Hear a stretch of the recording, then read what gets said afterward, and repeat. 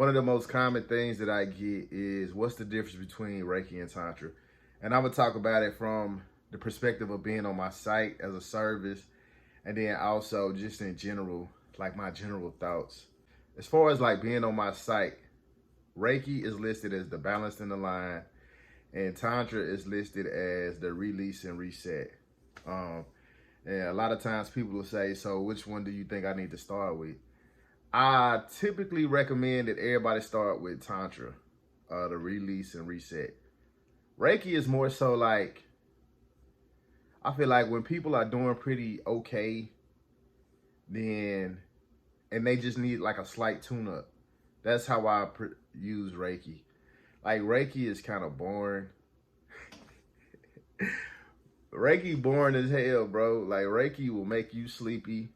As the practitioner, it's boring because it's not like, with Tantra, it's very active. There's certain breaths we doing, there's certain mantras, there's certain like concentrations and things that we doing. But with Reiki, man, you just kind of letting the energy flow, and it's sleepy. Like, most people, if you ever had Reiki, most people would be like, I didn't feel nothing, or I fell asleep. You know what I'm saying? I say it's more people that tell me that they didn't feel nothing, not from somebody else Reiki, not from my Reiki. My shit different. But still, like, most of the time, people will say, like, I didn't feel anything, or I went to sleep. Reiki is kind of more like a meditation. It's very gentle. It's very passive.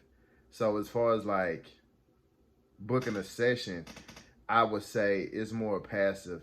It's called balanced in the line because it's like, if you just need like a little help, you know what I'm saying? Like, you just want to go like get a little boost, you know what I'm saying? You want to just feel a little better. Tantra is like when you're ready to shake some shit up, you feel me? Like, Tantra is like, so if you don't mind being potentially aroused or potentially having an energy orgasm, like if arousal and potentially being orgasmic is an issue, because it is an issue for some people, you know what I'm saying? If that's a potential, like the potentiality, because you never really know until you get in a session how it's gonna go. But if that is an issue, you want to do Reiki, you want to do balanced in a line on the site. If the potentiality of being aroused, do Reiki. Okay, Reiki gonna be calm. You might be yawning and falling asleep, but you're gonna feel better. It's gonna be kind of like a meditation. You know what I'm saying? You woke up from a nap or a meditation. Now, the release and reset, most people describe it as intense, and the intensity comes from, you know, you using like this sexual energy and you like repurposing it and doing stuff with it. You know what I'm saying? So, you repurposing the energy.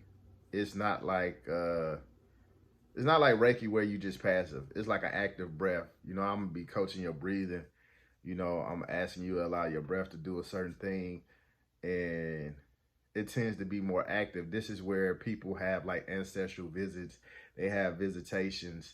They have visions. They have colors. They have like, they'll receive insights.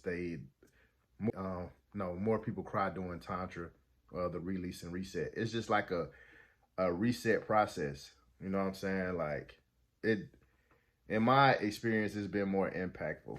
When people have something that they're trying to work through, something they're trying to shift and change, I recommend release and reset. When people are doing pretty okay, they just want to feel a little better, I recommend balanced in the line. And that's the basics of that.